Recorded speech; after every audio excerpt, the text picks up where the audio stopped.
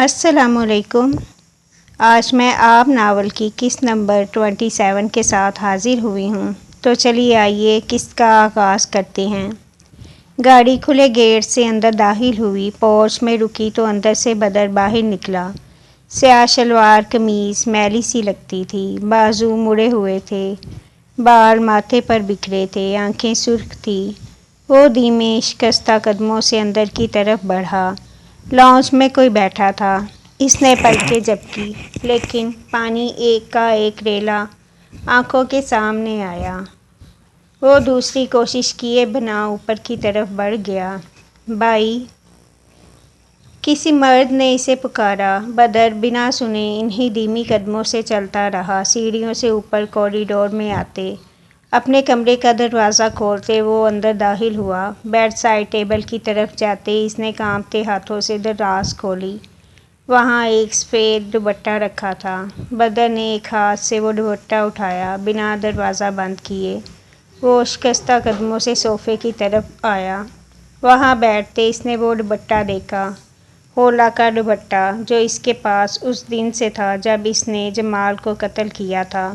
وہ ایک جگہ سے پھٹا ہوا تھا، میلا بھی تھا۔ اس نے یہ یوں ہی رکھ دیا تھا۔ اس دوپٹے میں خولا کی خوشبو تھی۔ بھائی! کھلے دروازے سے یوسف اندر داخل ہوا تو بدر کو صوفے کے ساتھ بیٹھے دیکھا۔ وہ ایک ٹانگ موڑے، دوسری کھڑی کیے، بازو گھٹنوں پر رکھے، دوسرے ہاتھ میں دوپٹہ تھامے بیٹھا تھا۔ یوسف کرب زدہ سا اس تک آیا اور اس کے سامنے بیٹھا۔ آپ ٹھیک ہیں؟ بدر نے دوپٹے پر جمی نظریں اٹھائی۔ یوسف کا دل دھک سے رہ گیا۔ بدر کی آنکھیں نم تھیں۔ اس نے کچھ کہنا چاہا۔ اس نے کہا، وہ مجھ سے محبت کرتی تھی۔ خولا بلال بدر عبداللہ سے محبت کرتی تھی۔ وہ یوسف کو دیکھتے بولا۔ آنکھوں سے آنسو پھسلے۔ یوسف کا دل خالی ہوا۔ وہ مجھ سے محبت کرتی تھی یوسف۔ پھر اسے پتہ چل گیا کہ اس کے بھائی کو میں نے مارا ہے، اور اس نے دعا کی کہ اس کے دل سے میری محبت ختم ہو جائے۔ اللہ نے اس کی سن لی۔ وہ رو دیا۔ وہ اونچا لمبا رعبدار مرد رو دیا۔ جزن زدہ جنگل سے کسی جانور کی آوازیں حویلی کی دیواروں تک آنے لگیں۔ میں بھی تو اللہ کا بندہ ہوں، اس نے میری کیوں نہیں سنی؟ مجھ سے ہی ہمیشہ سب کیوں لے لیا جاتا ہے؟ ہمیشہ مجھے ہی سب کیوں چھوڑ جاتے ہیں؟ تم سب نے مجھ سے بے وفائی کی، تم نے، حریرہ نے، خولا نے، تم سب مجھے عزیز تھے، اور تم سب مجھے چھوڑ گئے۔ میں تم سب کو معاف نہیں کروں گا۔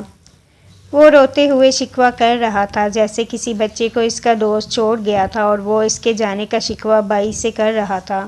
یوسف کی آنکھیں نم ہوئیں۔ وہ دوزانوں ہوتے بدر کے سامنے بیٹھا۔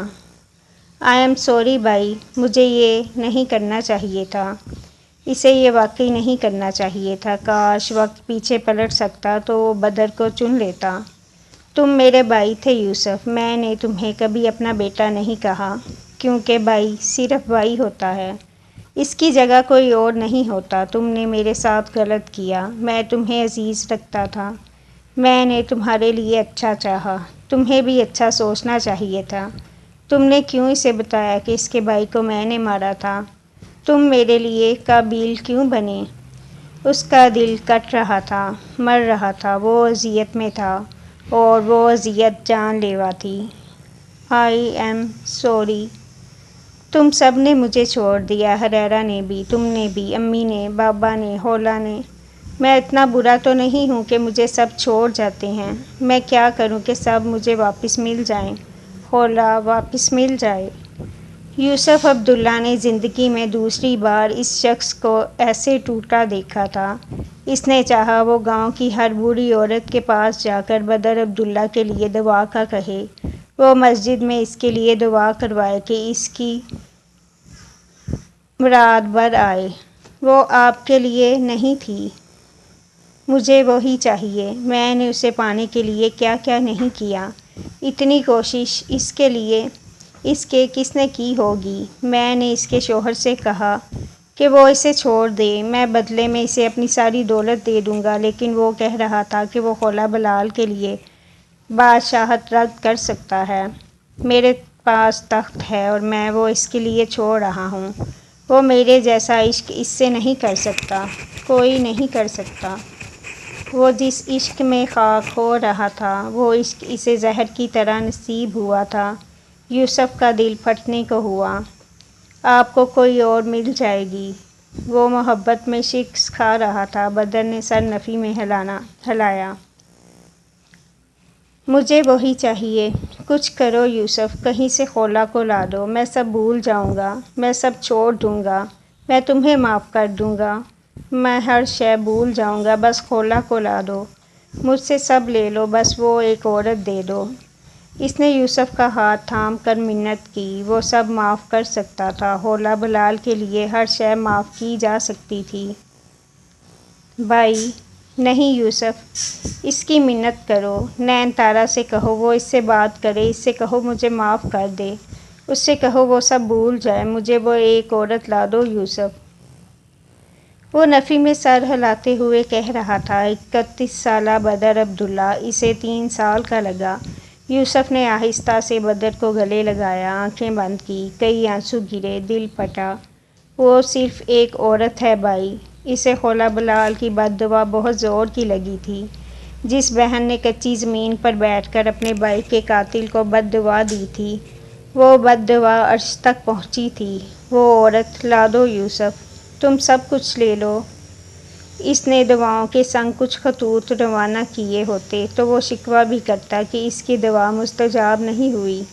بدر عبداللہ کو خدا اس وقت یاد آ رہا تھا۔ اسے خدا اس وقت کیوں بھول گیا تھا جب اس نے رجب بلال کو مارا تھا؟ اسے بھول جائیں، یہ اب ممکن نہیں رہا۔ میں اسے یوں سوچتا جیسے وہ میرے لیے مجھ جتنی ضروری ہے۔ اس نے یوسف کو پیچھے کی، آنکھیں بے تحاشا سرخ تھیں، اس کے ہاتھ کانپ رہے تھے۔ یوسف کا دل پھٹنے کو ہوا۔ کون کہتا تھا اسے سزا نہیں ملی تھی؟ اس کی سزا بدترین تھی۔ بھائی تم اس سے بات کرو گے نا یوسف؟ وہ نہیں مانیں گی۔ نین تارا سے کہو، تم کسی سے بھی کہو، کچھ بھی کرو یوسف، اسے عشق کا روگ لگ گیا تھا۔ میں اس سے نفرت کرتا ہوں بھائی، میں آپ کے لیے وہ ایک عورت نہیں لا سکتا۔ وہ نرم چہرے لیکن سخت آواز میں بولا تو بدر اسے لمحے بھر کو رک کر دیکھتا رہا۔ کیوں؟ اس کی وجہ سے آپ تکلیف میں ہیں۔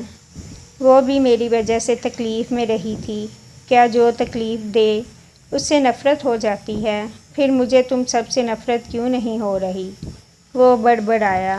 یوسف کی زبان سے الفاظ کھینچ لیے گئے۔ اس نے کچھ کہنا چاہا، پھر رک گیا۔ کوئی بات ذہن میں موجود ہی نہیں تھی۔ بدر پیچھے کو ہوا اور یوسف کو دیکھا۔ جس عورت سے بدر عبداللہ کو عشق ہے، اس عورت سے نفرت کی اجازت میں کسی کو نہیں دوں گا۔ وہ عجیب سی آواز میں بولا۔ بھائی جاؤ یہاں سے یوسف، میرا کوئی بھائی نہیں، میرا کوئی نہیں، میں یتیم ہوں۔ اس نے سر صوفے پر رکھا، آنکھیں بند کی۔ میری بات سن لیں۔ کہاں نہ جاؤ یوسف، میں تمہیں معاف نہیں کروں گا، میں تمہیں ماروں گا بھی نہیں، حریرہ اور تمہیں۔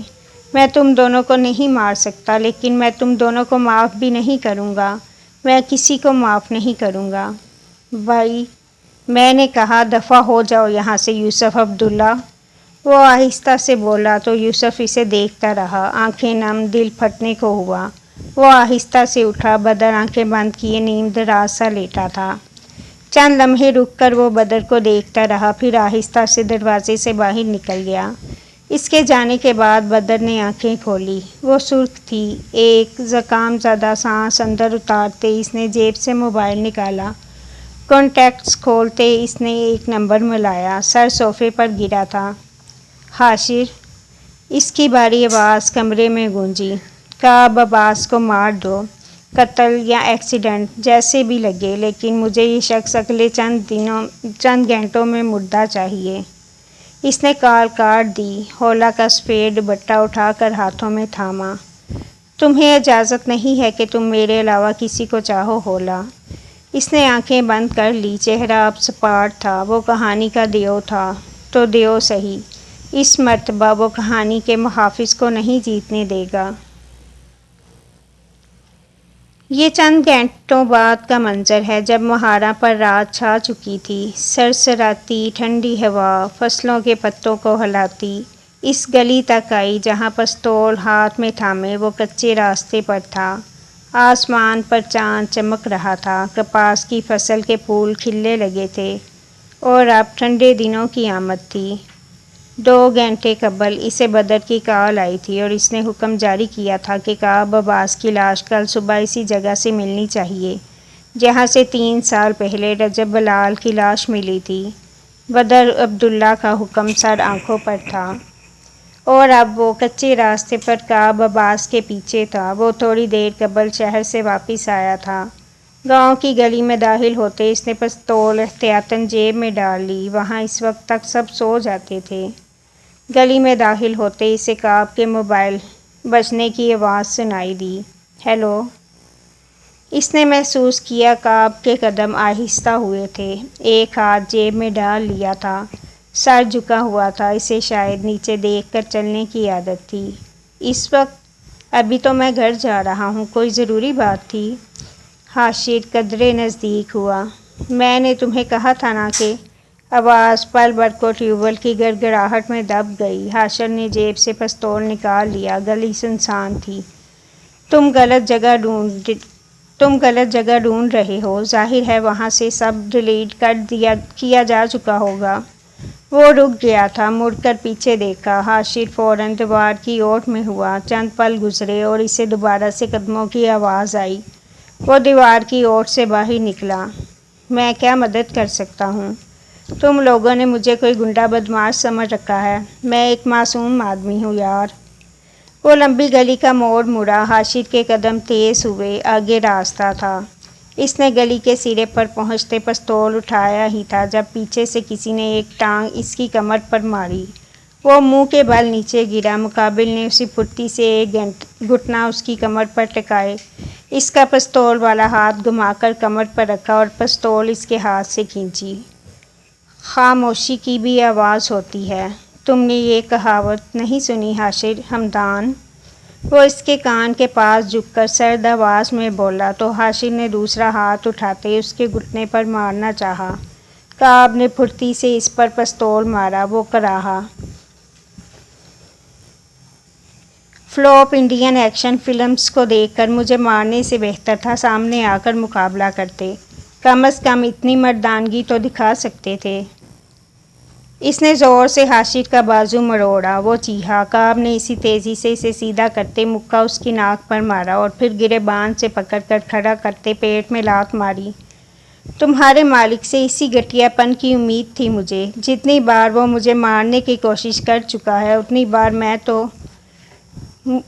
میں تو مجھے شرم سے خود ہی مر جانا چاہیے تھا۔ کیسے دشمن ملے ہیں کعب تمہیں بھی، اس نے افسوس سے کہتے حاشر کو دھکا دیتے دیوار سے مارا تو اس کا سر گویا پھٹنے کو ہوا، حالت پہلے ہی ادموی ہو چکی تھی۔ کعب ہاتھ جھاڑتا حاشر کے سامنے آیا اور اسے دیکھا۔ یقین کرو یار، بہت شریف تھا میں، لیکن پھر مجھے جیل میں جا کر بدمعاشی آ گئی۔ اس نے ایک بار پھر مکہ حاشر کو مارا، وہ اس بار گہرے گہرے سانس لیتے کعب کو گھورنے لگا تو اس نے کندھے اچکائے۔ مجھ پر صرف میری بیوی کی گھوریاں اثر کرتی ہیں، تم میری بیوی نہیں ہو، اس لیے زبان سے بات کرو۔ تمہیں پتہ تھا میں تمہارا پیچھا کر رہا ہوں، وہ چہرے سے خون صاف کرتا بولا تو کعب نے ایک ہاتھ جیب میں ڈالا، سر کو خم دیا۔ شہر کے لوگوں کا مسئلہ یہ ہے کہ وہاں کی روشنیوں میں رہتے ہوئے تم لوگوں کو پتہ ہی نہیں چلتا کہ گاؤں میں رات میں کسی کا سایہ صاف نظر آتا ہے، تم چھپ سکتے ہو، تمہارا سایہ نہیں۔ یہ بتاؤ بدر عبداللہ نے مجھے مارنے کے لیے بھیجا ہے نا، اور میں تمہیں مارے بغیر نہیں جاؤں گا، وہ پھنکار کر کہتے آگے کو ہوا اور ایک مٹھی کعب کے چہرے پر ماری۔ وہ لمحہ بھر کو پیچھے ہوا، پھر سیدھا ہوتے پھرتی سے حاشر کی ٹانگ پر ٹانگ مارتے اسے نیچے گرایا، دوسرے ہاتھ سے اس کی گردن پر شکنجا کسا۔ میں شرافت سے بات چیت سے مسئلہ حل کرنا چاہ رہا ہوں، لیکن تمہیں مار داڑ میں زیادہ دلچسپی ہے، وہ غرایا۔ حاشر گھٹنوں کے بل بیٹھا ہوا تھا، ہاتھ پیچھے کمر پر جمے تھے اور گردن پر کعب کا بازو کا شکنجا تھا۔ ایک بار چھوڑ کر دیکھو، مار نہ دوں تو بتانا، وہ گھبرایا۔ اور میں بے وقوف ہوں نا جو تمہیں چھوڑ دوں اور تم مجھے مار دو۔ وہ ہلکا سا حاشر کی طرف جھکا جیسے بدر نے خاقان اور جہاں زیب کو مروایا ہے۔ اس کی سرد آواز گاؤں کی گلیوں سے ٹکرا کر حاشر کے کانوں تک پلٹ آئی۔ تو تم جانتے ہو شروع سے یہ بھی کہ خاقان کی موت بھی طبعی نہیں تھی، جہاں زیب کی موت حادثہ نہیں تھی، تو اگر بدر سر اپنے چچا کو مروا سکتے ہیں اور اپنے طاقتور دشمن کو بھی، تو تم کیا ہو کعب؟ وہ تمسخر سے ہنسا۔ کعب کے لبوں پر مسکراہٹ ابھری۔ چاند کی روشنی میں جھانک کر دیکھو تو وہ مسکراہٹ پراسرار تھی۔ میں کعب عباس ہوں حاشر، میں شکار نہیں شکاری ہوں۔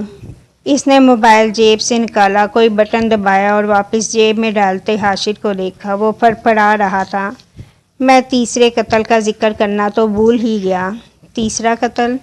تیسرا قتل یعنی؟ وہ حاشر کے پاس جھکا۔ رجب بلال کا قتل، اس نے سرگوشی میں کہتے حاشر کی گردن پر مخصوص رگ دبائی تو وہ پھڑپڑاتے ہوئے ایک طرف کو ڈھلک گیا۔ کعب ہاتھ جھاڑتے سیدھا ہوا، ایک سانس باہر نکالی، ہاتھ منہ پر رکھا، جلن سی محسوس ہوئی۔ اچھا خاصا پیارا چہرہ ہے میرا، گرہن لگا دیا۔ تمہیں تو میں دیکھ لوں گا بدر عبداللہ۔ وہ دھیمے قدموں سے گلی کی طرف بڑھا، ہاتھ چہرے پر تھا۔ اسے اب گھر جا کر خولا اور صفیہ کے سامنے 100 جھوٹ بولنے تھے۔ پتہ نہیں لوگ اسے ثواب کیوں نہیں کمانے دیتے۔ چند گھنٹوں بعد کا منظر تھا جب بدر عبداللہ کے کمرے سے دور کوریڈور کا دوسرا کمرہ کھلا تھا۔ بیڈ کے وسط میں حریرہ بیٹھا تھا اور اس کے چہرے پر سفیدی تھی، یوں جیسے کسی نے اس کی روح کھینچ لی تھی۔ اس کے سامنے سگار کا پیکٹ رکھا تھا جس میں سے ایک بھی سگار نہیں نکالا گیا تھا۔ وہ سمجھ لیتا کہ خاقان نے دوسرا پیکٹ منگوایا تھا، لیکن وہ یہ نہیں سمجھ سکتا تھا کیونکہ وہ خود ان کے لیے سگار لے کر آیا تھا اور وہ ایک ہی پیکٹ تھا۔ اس نے سائڈ ٹیبل کی دراز کھولتے اس میں رکھا خاقان کا موبائل اٹھایا، ان کا what's app call log, social media accounts, ہر شے چیک کی۔ وہاں کچھ نہیں تھا، کال لاگ ڈیلیٹ تھا۔ وہ اس بار واقعتاً ٹھٹکا تھا۔ واٹس ایپ پر بھی کچھ نہیں تھا، گیلری میں صرف ان کی تصاویروں میں تھی، جن میں سے زیادہ تر حریرہ کی تھی۔ اس نے تھک کر دونوں ہاتھوں میں سر تھاما۔ کعب نے اس کے دماغ کو الجھا دیا تھا اور اب کعب ہی تھا جو اس کے مسائل حل کر سکتا تھا۔ اس نے جیب سے اپنا موبائل نکالتے کعب کا نمبر ملایا، بیل جاتی رہی۔ وہ بے چینی سے پاؤں جلانے لگا۔ ہیلو کعب، مل سکتے ہو اس وقت؟ وہ تیزی سے بولا۔ اس وقت؟ ابھی تو میں گھر جا رہا ہوں، کوئی ضروری بات تھی؟ تم نے کہا تھا نا کہ ہو سکتا ہے میرے بابا کی موت طبعی نہ ہو، تم میری مدد کر سکتے ہو یہ پتہ لگانے میں کہ اگر واقعی انہیں قتل کیا گیا ہے تو کس نے کیا ہے۔ میں نے تمہیں کہا تھا کہ ان کا ڈیٹا چیک کرو، ان کے اکاؤنٹس، ان کے دوستوں سے معلومات لو۔ وہ شاید کہیں باہر تھا۔ حریرہ کو ٹیوب ویل کی آواز آ رہی تھی۔ میں نے ان کا موبائل چیک کیا ہے، وہاں سے سب ڈیلیٹ ہو چکا ہے۔ وہ بالوں میں ہاتھ پھیرتا بے چینی سے بیڈ سے اٹھا۔ تم غلط جگہ ڈھونڈ رہے ہو، ظاہر ہے وہاں سے سب ڈیلیٹ کیا جا چکا ہوگا۔ وہ آگے کچھ کہتے کہتے رکا تھا۔ حریرہ نے توجہ نہیں دی۔ تم میری مدد کر سکتے ہو؟ حرکتیں تو تمہاری بھی مشکوک ہیں، یقیناً تمہارے بہت سے لوگوں سے تعلقات ہوں گے۔ میں کیا مدد کر سکتا ہوں؟ تم لوگوں نے مجھے کوئی گنڈا بدماش سمجھ رکھا ہے، میں ایک معصوم آدمی ہوں یار۔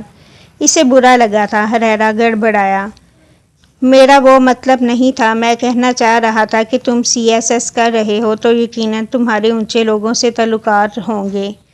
میں بدر بھائی کی مدد بھی لے سکتا ہوں لیکن وہ مجھ پر شاید یقین نہیں کریں گے۔ تم سن رہے ہو؟ اسے احساس ہوا کہ کعب کی طرف سے خاموشی تھی۔ ہیلو کعب؟ اس نے موبائل کان سے ہٹایا کہ شاید کال کٹ گئی ہو، لیکن وہ چل رہی تھی۔ موبائل دوبارہ کان پر رکھتے اس نے کچھ کہنا چاہا جب دوسری طرف سے آواز آنے لگی، یوں جیسے کوئی گرا ہو۔ حریرہ کو اچنبھا ہوا۔ کعب؟ آوازیں اب بدل گئی تھی۔ وہ پریشان ہوا۔ کعب ٹھیک تھا؟ تم ٹھیک ہو؟ اور اسی لمحے اسے حاشر کی آواز سنائی دی۔ میں تمہیں مارے بغیر نہیں جاؤں گا۔ حریرہ کے قدموں سے زمین کھینچ لی گئی۔ حاشر کعب کو مارنے گیا تھا؟ کیا اسے یہ حکم بدر نے دیا تھا؟ اس کا سر نفی میں ہلا، چہرہ سفید پڑا۔ کعب تم کہاں ہو؟ کیا تم ٹھیک ہو؟ وہ گھبرایا، جواب نہیں آیا۔ تیزی سے کمرے سے باہر نکلتے وہ سیڑھیوں کی طرف بڑھا۔ ایک بار چھوڑ کر دیکھو، مار دوں گا، مار دو تو بتانا۔ وہ حاشر تھا۔ حریرہ نے ضبط سے آنکھیں میچیں، یقیناً اسے بدر نے حکم دیا تھا۔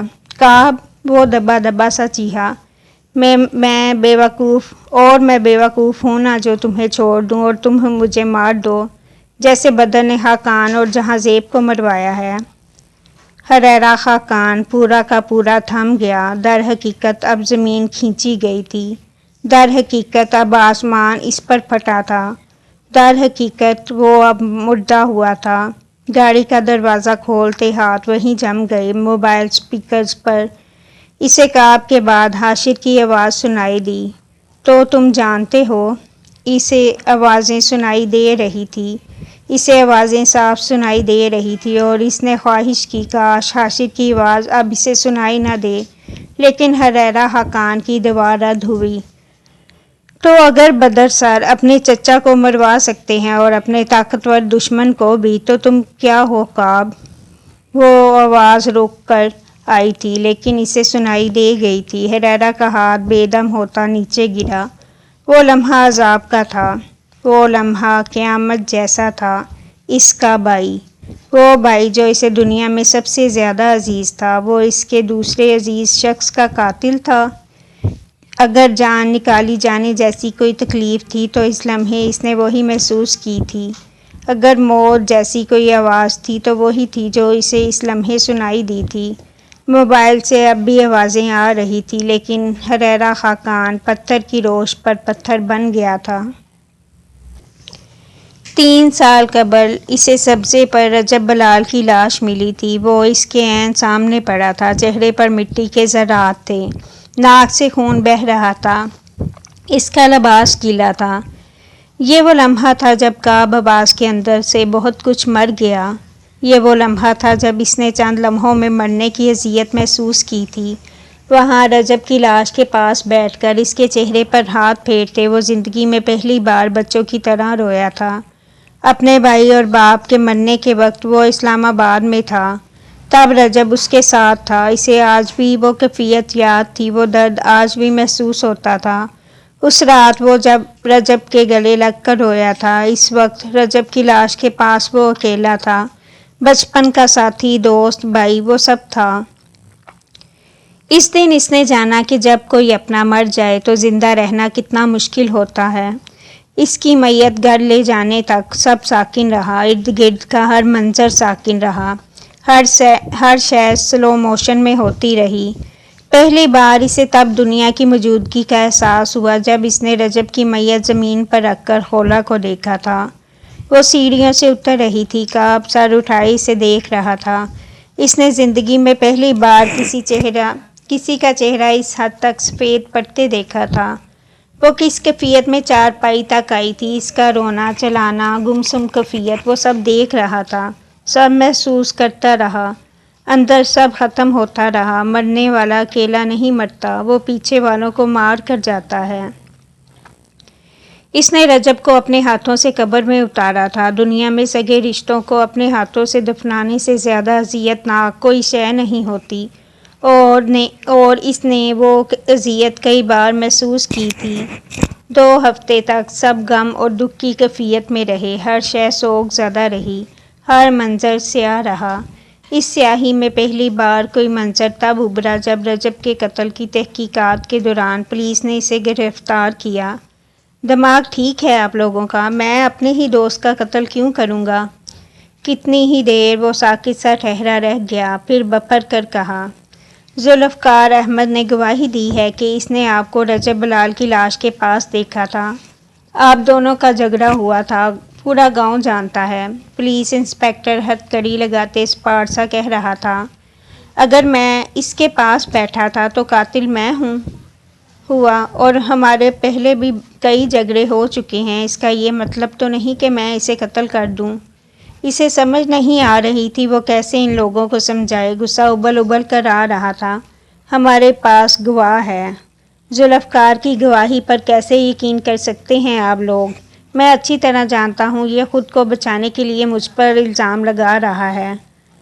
وہ پیچھے کھڑے ذوالفقار کو دیکھتے گرایا تو وہ گڑبڑا گیا۔ کس چیز سے بچانے کے لیے؟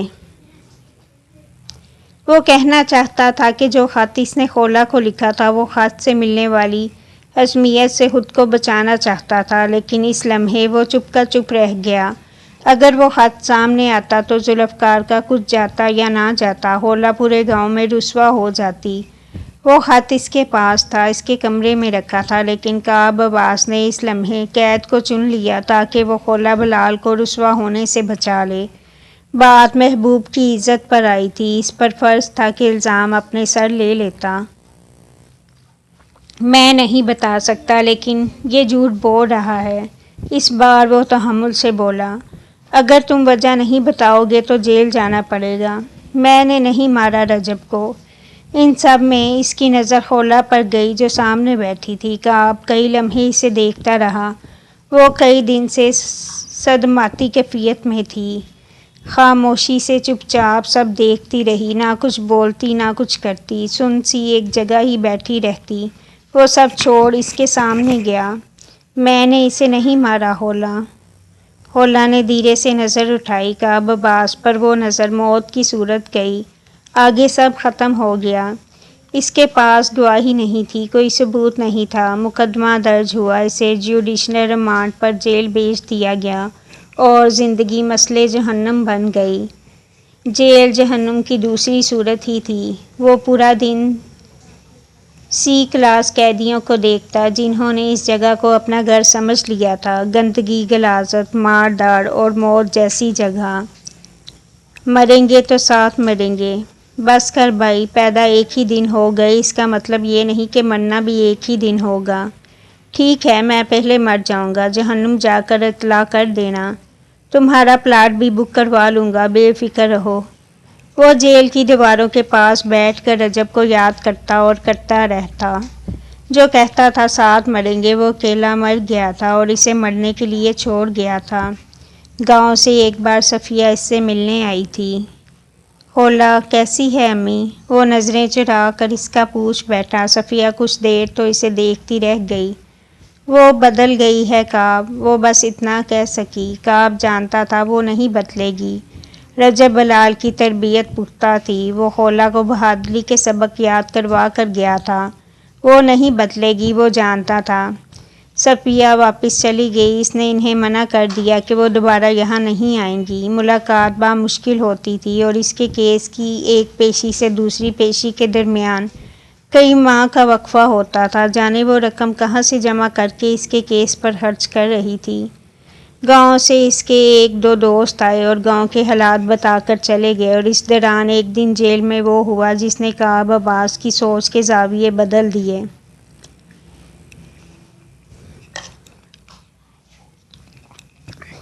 اسے ریمانڈ کے دوران مارا گیا تھا۔ ٹھیک ہے، مارا ہی جاتا ہے، اس کی کمر پر، پاؤں پر، چہرے پر۔ وہ کئی دن زخموں کے بھرنے کا انتظار کرتا رہا تھا، لیکن اس بار مار ویسی نہیں تھی۔ رات کے وقت جیل کا دروازہ کھولا گیا اور کسی نے اس کے چہرے کے گرد کپڑا لپیٹ کر اس پر تشدد کیا تھا۔ اس کے پیٹ میں، کمر پر لاٹھیوں سے مارا گیا۔ وہ باندھے گئے ہاتھوں سے خود کو بچانے کی کوشش کرتا رہا، لیکن کوشش بے سود رہی۔ اسے نہیں معلوم تھا کہ کون تھے، لیکن 15 منٹ تک مسلسل اسے مارنے کے بعد وہ لوگ جاتے جاتے اس کے پیٹ میں چھرا مار گئے تھے۔ وہ آخری وار تھا۔ اس کے بعد اسے نہ کچھ یاد رہا، نہ کسی چیز کا ہوش۔ وہ اگلے 3 دن ہاسپٹل میں رہا۔ 3 دن اس نے بدترین تکلیف سہی۔ 3 دن وہ زندہ رہنے اور مرنے کی کیفیت میں رہا۔ گاؤں میں موجود اس کی سلامتی کی دعا کرتی اس کی ماں کو معلوم بھی نہیں پڑا، اور کعب عباس موت کو چھو کر واپس آیا تھا۔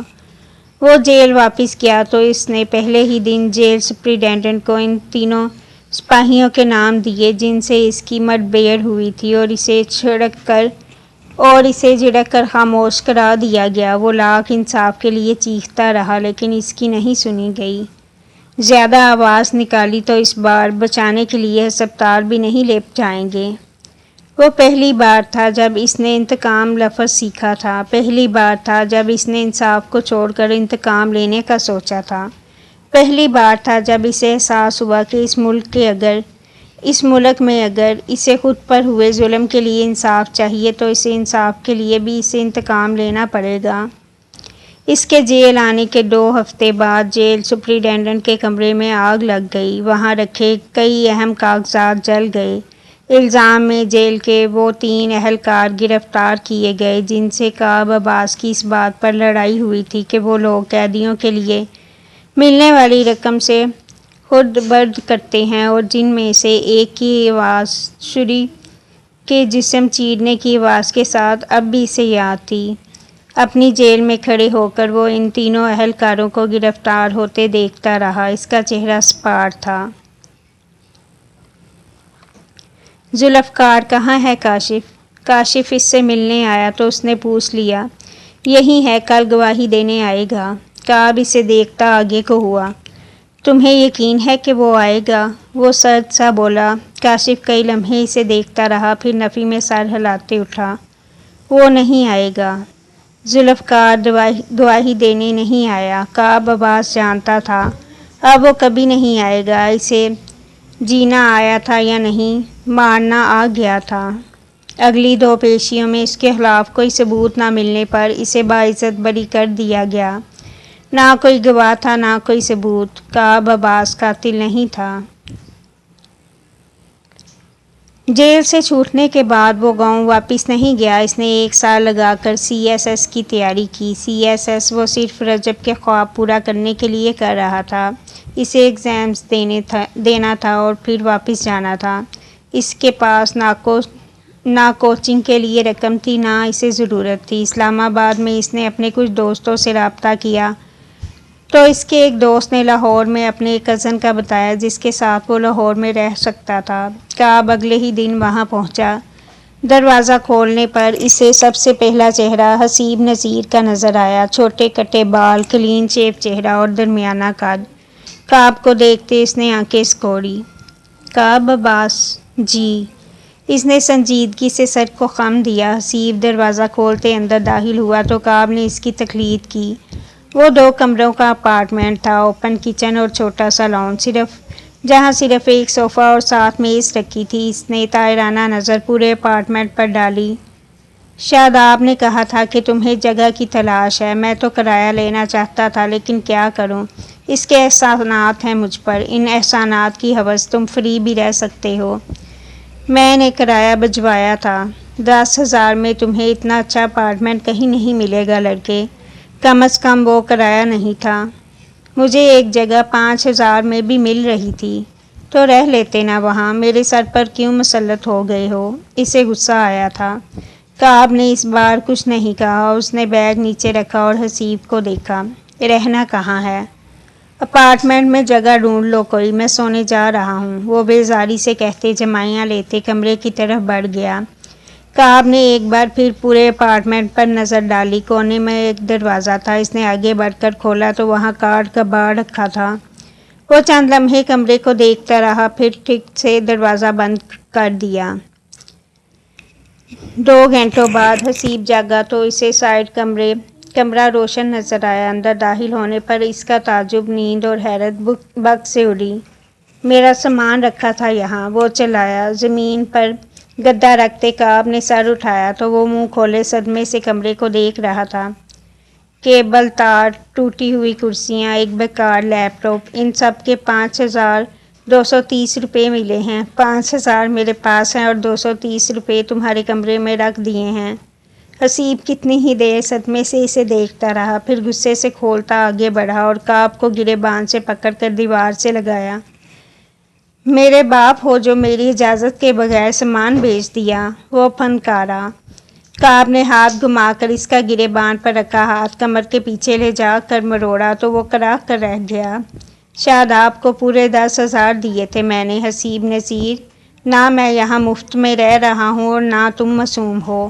اپنے 10,000 میں سے 5,000 واپس لے لیے ہیں میں نے۔ اس اسٹور روم میں رہنے کے بدلے تو 2,000 بھی نہیں بنتے۔ اس نے جھٹکے سے حسیب کو چھوڑا تو وہ لڑکھڑایا۔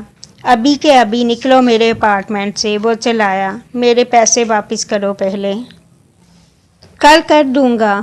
میں بھی کل ہی جاؤں گا۔ اس نے بازو سے پکڑ کر حسیب کو باہر نکال دیا۔ حسیب دروازے پر کھڑے بند دروازے کو گھورتا رہا، گویا کعب کو کچا چبا جائے گا۔ نہ اس کے پاس پیسے تھے اور نہ اس نے کعب کو اگلے دن پیسے دیے۔ البتہ اس نے کئی بار کوشش کی کہ کعب خود ہی اس کا اپارٹمنٹ چھوڑ دے، لیکن شاید وہ ڈٹائی میں اس سے بھی آگے تھا۔ پانی نہیں آ رہا۔ وہ چائے بنانے کے لیے پانی نکالنے لگا تو رک کر پیچھے لیٹے حسیب کو پکارا، اپنے گاؤں سے منگوا لو، پتہ تو ہے پانی کا مسئلہ ہوتا ہے یہاں۔ اوکے۔ صوفے پر لیٹے حسیب نے کچھ اچنبھے سے سر اٹھا کر کعب کو دیکھا، جو بنا کسی بحث کے رخ واپس موڑ چکا تھا۔ اتنی شرافت، اتنی تابعداری، اتنی فرما برداری۔ وہ مشکوک ہوا۔ تھوڑی دیر بعد وہ چائے بنانے گیا تو اس کی شرافت کا راز بھی کھل گیا۔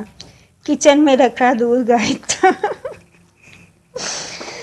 کعب عباس نے پانی بند کرنے کی سزا اسے یہ دی تھی کہ اس کا محنت سے دکان سے چرایا گیا دودھ وہ چائے بنا کر پی چکا تھا۔ حسیب نذیر کی پوری دنیا لٹ گئی۔ وہ تپ کر غصے سے، قہر سے کعب کے کمرے کی طرف بڑھا، دار سے دروازہ کھولا۔ اگلا عمل اس نے کعب کو سامان اٹھا کر باہر پھینکنے کا کرنا تھا، لیکن سامنے کرسی پر ٹانگ جمائے کعب کو دیکھ کر وہ ٹھٹک کر رکا۔ اس کے سامنے وہ لیپ ٹاپ رکھے تھے، جن میں سے ایک تو اس کا خود کا تھا اور دوسرا حسیب کا۔ ہیلو حسیب، وہ مسکرایا۔ حسیب کی چھٹی ہی اس نے کوئی الارم بجایا۔ سامان اٹھاؤ اور نکلو یہاں سے۔ وہ ہر خدشہ بلاتا پھنکار کر آگے بڑھا۔ بہتر ہوگا پہلے ہم اس پر بات کر لیتے ہیں کہ گزشتہ رات مقامی بینک کا CCTV کس نے ہیک کیا تھا۔ میں نے سنا ہے کہ بینک کے اندر چوری ہو گئی ہے۔ اس کے بعد تم کہو گے تو میں چلا جاؤں گا۔ ایک ہاتھ کی مٹھی بنائے اس نے ٹھوڑی تلے رکھ کر کچھ معصومیت سے کہا تو حسیب نذیر کے 14 ٹپک روشن ہو گئے۔ خبردار جو تم نے کوئی بکواس کی۔ وہ گھرایا۔ اس کے بعد اس نے کعب عباس کو معصوم اور گاؤں کا سادہ بندہ سمجھ کر غلطی کی تھی۔ یہ تو گنڈا نکلا تھا، حالانکہ وہ بہت معصوم تھا۔ تابعدار سائیں۔ کعب نے شرافت سے سر ہلایا، پھر پیر سے دوسری کرسی اپنے سامنے دھکیلی۔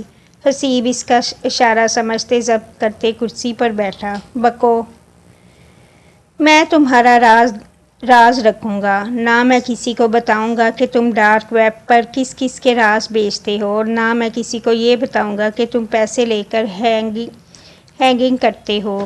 بدلے میں تمہیں میری مدد کرنی ہوگی۔ وہ اب سنجیدہ تھا۔ کیسی مدد؟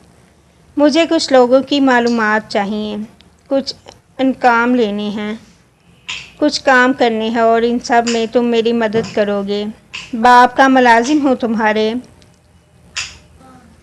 تمہارے لیپ ٹاپ کا آدھا ڈیٹا اس وقت میرے لیپ ٹاپ میں ہے، اور میں چند ماہ بعد CSS کا ایگزامز دینے جا رہا ہوں۔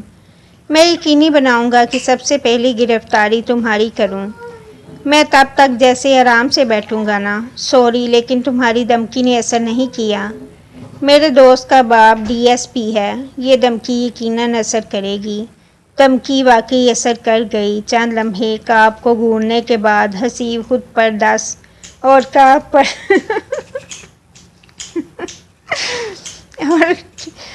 کعب پر 200 لعنتیں بھیج کر اپنا لیپ ٹاپ اٹھائے وہاں سے اٹھ گیا۔ کعب نے پرسکون سانس لیتے سر پیچھے کو گرا لیا۔ CSS کے امتحان کے بعد جس پہلی جگہ وہ گیا تھا وہ پریس کلب تھا۔ رجب کا دوست وہیں جاب کرتا تھا۔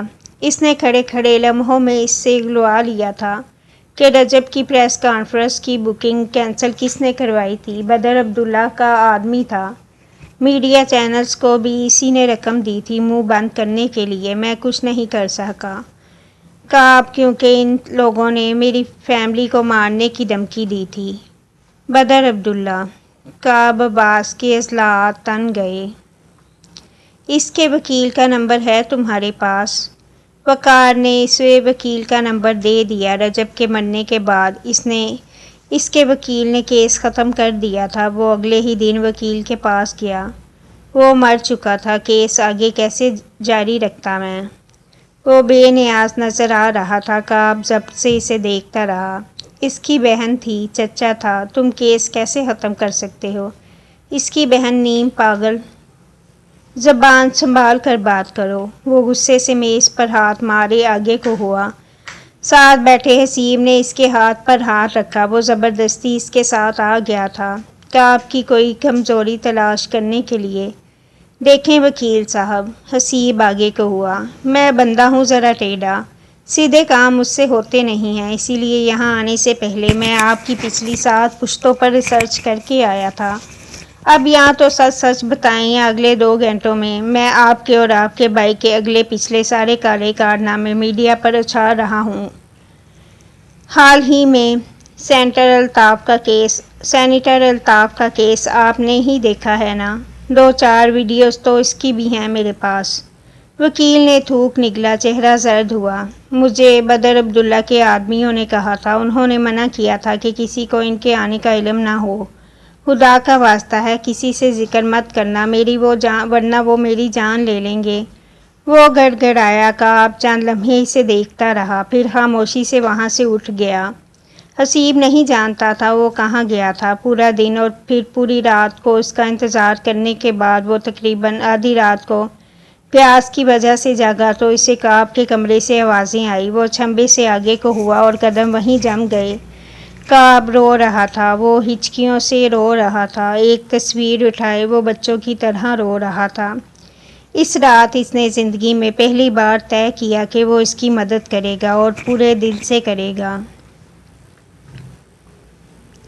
گاؤں واپسی پر اس کے پاس پلان تھا۔ حسیب نے بدر عبداللہ پر تحقیقات کی تھی۔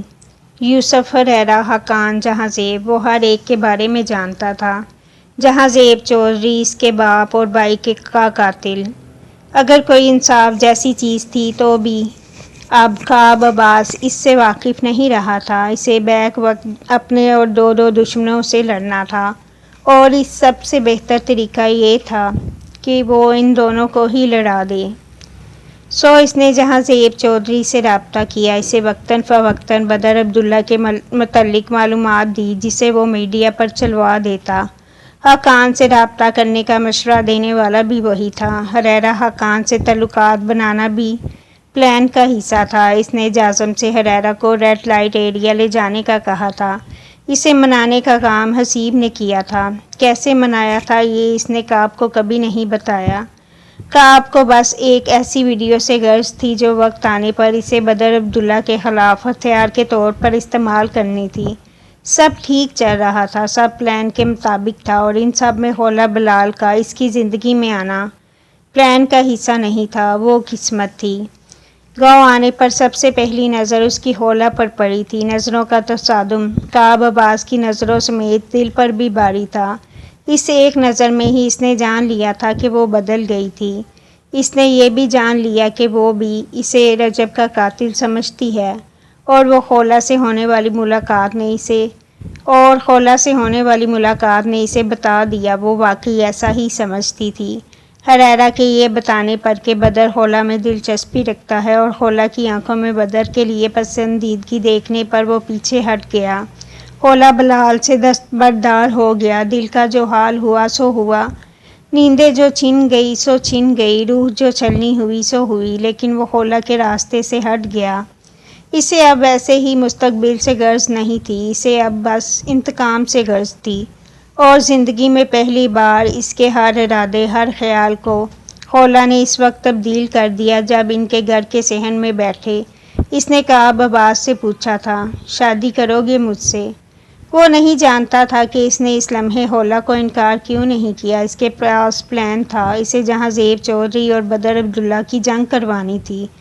جو بچ جاتا اسے وہ خود مار دیتا، لیکن محبت دغا دے گئی۔ خولا نے اس کے ہر ارادے کو تبدیل کر دیا۔ وہ اس کی زندگی کی تلخ ترین دنوں میں مسکراہٹ کی طرح بن گئی۔ पहली बार इसने चाहा कि काश वहाँ कोई इंतकाम की दास्तान ना होती, वहाँ कोई बदर अब्दुल्ला ना होता। इसने खोला की आंखों में जो बदर अब्दुल्ला के लिए देखा था वो झूठ होता, लेकिन बाज़ ख्वाहिशें पूरी नहीं होती। इसने खुद इतराफ़ कर लिया कि होला बलाल बदर अब्दुल्ला से मोहब्बत करती थी। ये वो लम्हा था जब काब अब्बास ने यह अज़ियत भी महसूस कर ली कि होला को कभी इससे मोहब्बत नहीं होगी। पहली मोहब्बत इंसान कभी नहीं भूलता। वो जान जाती कि बदर इसके भाई का कातिल है, तब भी बदर अब्दुल्ला की मोहब्बत इसके साथ रहती। काब अब्बास को ज़िंदगी ने एक बार फिर खसारों से नवाजा था। वो जो होला के पास हज़ार अल्फाज तसल्ली की सूरत तैयार करके गया था, हर लफ्ज़ ख़त्म हो गया। 2 दिन इसके जिस तकलीफ़ में गुजरे वो तकलीफ़ हर तकलीफ़ पर भारी लगने लगी। गांव वालों के बहतान थमे या नहीं, लेकिन काब अब्बास का दिल थम गया था। होला का साथ देना, सबके सामने इसकी हिमायत करना, गांव की पगडंडी पर बैठकर होला का इसका हाथ थाम कर आंखों से लगाना, वो सब भी इसकी अज़ियत कम नहीं कर सका। वो जानता था होला ने इससे शादी क्यों की थी। वो बदर का सच जान गई होगी, लेकिन इसे ये नहीं मालूम था कि वो ये जान गई थी कि रजब को बदर ने कत्ल किया था। वो जो हरैरा का शक ये कह कर के वो यूसुफ को रजब का कातिल समझता है हटा चुका था, तो होला के मुंह से बदर के कातिल होने का सुनकर चंद सेकंड्स के लिए वाकई सदमे में चला गया था। इस पर मुतजाज वो फ़ौरन इस पर शक करने लगी कि वो भी ये बात जानता है। ऐसे में काब अब्बास ने वही किया जो इसे मुनासिब लगा। इसने होला के सामने ये जाहिर किया कि इसे इस बात से दुख पहुंचा है कि वो इसे इंतकाम के लिए इस्तेमाल करती रही है और उसका दिल बहुत बुरी तरह टूटा है। नतीजा तवक्को के ऐन मुताबिक निकला। होला को हर शय छोड़ इसकी नाराज़गी की फ़िक्र हो गई और बाकी सब से इसका ध्यान हट गया। Good, very good.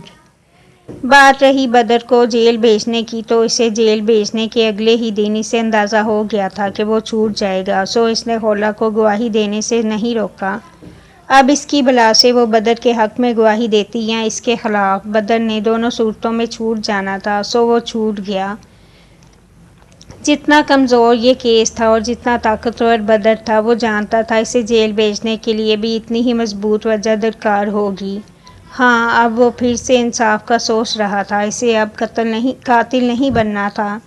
इसे होला के साथ खुश रहना था। इसे अब रजब के लिए इंसाफ चाहिए था, इंतकाम नहीं। इसने जहाँ ज़ेब चौधरी के बदर अब्दुल्ला के ख़िलाफ़ इक़दामात हसीब से कहकर बदर को भेज दिए। गो वो हसीब का शुक्रगुज़ार था, लेकिन इसका शुक्रिया कहता क्यों? इसका ख्याल था कि बदर जहाँ ज़ेब को नहीं मारेगा, कम अज़ कम इतना तो वो बदर को जान ही गया था। 2 दिन तक ख्याल दुरुस्त ही रहा, लेकिन अगले दिन हाकान की मौत की खबर ने इसका ख्याल गलत साबित कर दिया। अगर वो शख्स अपने चचा को मरवा सकता था, तो काब अब्बास जानता था कि वो किसी को भी मरवा सकता है, लेकिन हाकान की मौत इसके हक़ में जाती थी और वो जो इतने अरसे से इंतकाम छोड़ बदर के ख़िलाफ़ कोई और मंसूबा बनाने का सोच रहा था, तो इसे मौका मिल गया था। इसे हरैरा को इस्तेमाल करना था। इसके लिए ज़रूरी था कि वो जान जाता कि इसके बाप का कातिल बदर था, तो काब ने इसे ये सच भी पता लगवा दिया। अब आगे सब इसने सोच रखा था। हर शय तय थी, हर कदम तय था, और काब अब्बास ये भूल गया कि जो तय किया जाए वो कहाँ होता है। काब टांग पर टांग जमाए पैर झुलाते पिछले 15 मिनट से अपने सामने साकित बैठे हरैरा को देख रहा था। इसके चेहरे पर बेयकीनी, सदमा, गम, अज़ियत, कर्ब, हर शय थी। बिलाहिर काब कुर्सी पर आगे को हुआ। तुम्हें अब तक यकीन नहीं आया या यकीन आ चुका है और अब ये गम है जो तुम्हें कुछ कहने नहीं दे रहा? वो ऐसा कैसे कर सकते हैं? वो झुके सर से बड़बड़ाया।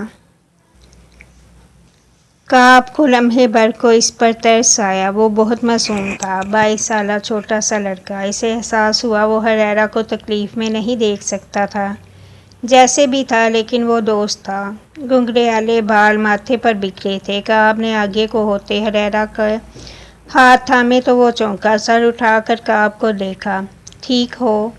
وہ بہت نرمی سے پوچھنے لگا، آنکھیں کھولا کے بعد پہلی بار کسی کے لیے اتنی نرم ہوئی۔ میں ٹھیک نہیں ہوں کعب، وہ میرے بھائی ہیں۔ بابا کے بعد میں ان سے سب سے زیادہ محبت کرتا ہوں۔ وہ میرے باپ کو کیسے مار سکتے ہیں؟ وہ جیسے اب تک بے یقین تھا۔ تمہارا بھائی کسی کو بھی مار سکتا ہے ہریرا، چاہے وہ اس کا چچا ہی کیوں نہ ہو۔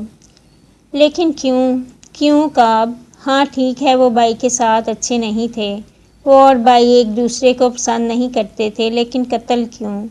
وہ میرے باپ کو کیسے مار سکتے ہیں؟ وہ غم سے نکل رہا تھا، بے یقینی غصے میں داخل ہو رہی تھی۔ کعب کئی لمحے اسے دیکھتا رہا۔ وہ ہریرا کو یہ نہیں بتا سکا کہ اس کا باپ بھی دودھ کا دلہا نہیں تھا، اس کا باپ بھی بدر عبداللہ جیسا تھا، لیکن اس نے ہریرا حقان کی نظر میں اس کے باپ کو فرشتہ رہنے دیا۔ وہ ایک مر چکے انسان کے لیے اس کے بیٹے کے دل میں نفرت نہیں ڈال سکتا تھا۔ ہو سکتا ہے اس کے پاس وجہ ہو۔ وہ ہریرا کا ہاتھ چھوڑتا پیچھے کو ہوا۔ دنیا کی کوئی بھی وجہ اتنی بڑی نہیں ہوتی کہ انسان کسی کو قتل کر دے۔ وہ میرا باپ تھا کعب، وہ میرا باپ تھا۔ وہ دبا دبا سا گھرایا۔ اب کیا کرو گے تم؟ مجھے انتقام چاہیے۔ اس کی آنکھیں شدت غم سے سرخ ہوئی۔ یہ وہ مقام تھا جب ذہن سے ہر شے مٹ گئی۔ انتقام جانتے ہو کیا ہوگا؟ جانتا ہوں۔ سوچنا بھی مت ہریرا، وہ سختی سے بولا۔ ہریرا نے رگڑ کر چہرے سے آنسو صاف کیے۔ میرا باپ مر چکا ہے اور تم میرے باپ نہیں ہو، وہ پھنکار کر کہتا اٹھا۔ کعب تیزی سے اٹھتے اس کے سامنے آیا اور اس کی کوہنی پکڑی۔ ہریرا رک گیا۔ اپنے بھائی کو قتل کرو گے؟ وہ میرے باپ کو مار سکتا ہے تو میں اسے کیوں نہیں مار سکتا؟ اس نے جھٹکے سے اپنا بازو چھڑوایا۔ چہرہ سرخ ہو رہا تھا، آنکھیں نم تھیں، ہونٹ کانپ رہے تھے۔ وہ تازہ کئی صدموں سے گزرا تھا۔ ہم انتقام کی بجائے انصاف کی طرف بھی تو جا سکتے ہیں۔ انتقام واحد راستہ نہیں ہوتا۔ کعب نے دونوں ہاتھ اٹھائے۔ کس انصاف کی بات کر رہے ہو؟ جیل بھیجنے کی؟ میں تمہیں چیلنج دیتا ہوں کعب، بدر بھائی کو جیل بھیج کر دکھاؤ تم۔ میں یہ کر سکتا ہوں، وہ مضبوطی سے بولا۔ میں لعنت بھیجتا ہوں اس ملک کے انصاف پر۔ وہ جیل جائیں گے اور اگلے ہی دن اس ملک کا انصاف خود انہیں باعزت ان کے گھر چھوڑ کر جائے گا۔ جس انصاف کا تم کہہ رہے ہو وہ اسے جیب میں رکھ کر گھومتے ہیں۔ وہ بول نہیں رہا تھا، گھرا رہا تھا۔ کعب چند لمحے اسے دیکھتا رہا۔ تم ابھی تک اسے بھائی کہہ رہے ہو ہریرا، کیسے مارو گے اسے؟ ہریرا حقان تھم گیا، دل رک گیا۔ اسے ایک بار پھر غم ہوا، اسے ایک بار پھر اذیت ہوئی۔ روکے گئے آنسو بہہ نکلے۔ وہ چند لمحے کعب کو دیکھتا رہا، پھر تھک کر آگے کو ہوا اور کعب کو گلے لگایا۔ کعب آباد ساکت رہ گیا۔ وہ میرے بھائی تھے کعب، میرا بھائی میرے باپ کو کیسے مار سکتا ہے؟ وہ چھوٹا لڑکا ہچکیوں سے رو رہا تھا۔ کعب کو سختی سے گلے لگائے وہ پہلی بار یوں رو رہا تھا۔ کعب کے ہاتھ بے ساختہ ہریرا کی پیٹھ پر گئے۔ اس نے آہستہ سے اس کی پیٹھ تھپکی۔ ہریرا کی ہچکیاں بند گئیں۔ میں اپنا باپ کہاں سے لاؤں؟ مجھے نیند نہیں آتی تھی تو وہ میرے ساتھ بیٹھ جاتے تھے، میں ڈرتا تھا تو وہ مجھے تسلی دیتے تھے۔ باپ مر جائے تو مجھے بتاؤ زندہ کیسے رہا جائے؟ کعب کے گلے میں گلٹی ابھری۔ اسے وہ 20 سالہ لڑکا یاد آیا جو اپنے باپ کے مرنے پر اپنے دوست کے گلے لگے رو رہا تھا اور رجب یوں ہی اس کا کندھا تھپ تھپا رہا تھا۔ میں ہوں نہ تمہارا باپ، دوست، بھائی۔ اسے گلے لگائے رجب نے آہستہ سے کہا تھا اور اس نے رجب بلال پر یقین کر لیا۔ میں ہوں نہ تمہارا باپ، بھائی، دوست، میں ہوں ہریرا۔ وہ پرعزم سا بولا۔ ہریرا حقان نے یقین کر لیا۔ وہ چند لمحے اس کے گلے لگے روتا رہا، پھر پیچھے کو ہوا۔ کعب نے اس کی پیٹھ تھپکی۔ میں ہوں ہریرا اور میں تمہیں کچھ غلط نہیں کرنے دوں گا۔ ہم انتقام نہیں انصاف لیں گے، وہ اسے یقین دلا رہا تھا۔ ہریرا نے سر ہلا دیا۔ اس نے کعب کے سامنے سر ہلا دیا۔ اب میری بات سنو، کیا تم جانتے ہو رجب کو کس نے مارا تھا؟ ہریرا اسے دیکھتا رہا، پھر سر ہلایا۔ کعب نے اس کے چہرے پر ہاتھ چہرے پر سے ہاتھ ہٹایا۔ کیسے؟ بائی نے انہوں نے میرے سامنے اعتراف کیا تھا۔ وہ جو کچھ اور سننے کی توقع کر رہا تھا چونکا۔ تمہارے سامنے؟ میں اور یوسف تھے وہاں۔ بائی نے ہمارے سامنے اعتراف کیا تھا۔ جب رجب کو قتل کیا گیا تو یوسف وہاں پر موجود تھا۔ یوسف گواہی دے گا؟ وہ پرسوچ تھا۔ میں نہیں جانتا۔ کعب چند لمحے خاموش رہا۔ دماغ میں بیک وقت بہت کچھ چل رہا تھا۔ پھر اس نے حریرہ کو دیکھا۔ عدالت میں گواہی دو گے؟ تم تو کہتے تھے کہ رجب کو یوسف نے مارا ہے۔ بکواس کرتا تھا میں۔ کیوں؟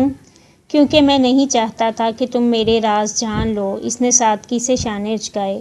اب کیوں رازدار بنا رہے ہو؟ کیونکہ اب میں نے تمہیں دوست بنا لیا ہے۔ وہ مسکرایا۔ پہلے کیا تھا میں؟ وہ نم سی آنکھوں سے خفا سا بولا۔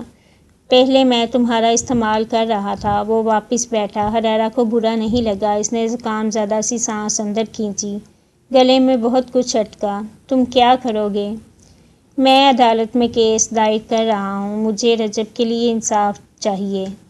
تم چاہتے ہو میں بائی کے خلاف گواہی دوں؟ میں چاہتا ہوں کہ چشمدید گواہ گواہی دے۔ حریرہ، یوسف ایسا نہیں کرے گا، اسے یقین تھا۔ کعب نے کندھے اچکائے۔ دیکھیں گے، فی الحال گھر جاؤ، یوں رہو جیسے کچھ ہوا ہی نہیں۔ وہ سامنے آئے تو میں ضبط کھو دوں گا۔ تم اس کے سامنے مت آنا، مجھے کچھ کام ہے، جلدی دوبارہ ملیں گے۔ وہ موبائل پر کچھ میسج بھیجتا اٹھا۔ حریرہ نے سر ہلا دیا۔ کعب چلا گیا تو اس کے تاثرات تبدیل ہوئے۔ آنکھوں کی سرخی بڑھ گئی، چہرہ سپاٹ ہوا۔ اوکے جی، یہ تھی آج کی ایپیسوڈ۔ ہوتی ہے اگلی ایپیسوڈ میں ملاقات، اور رکھیں دعاؤں میں یاد۔ اللہ حافظ۔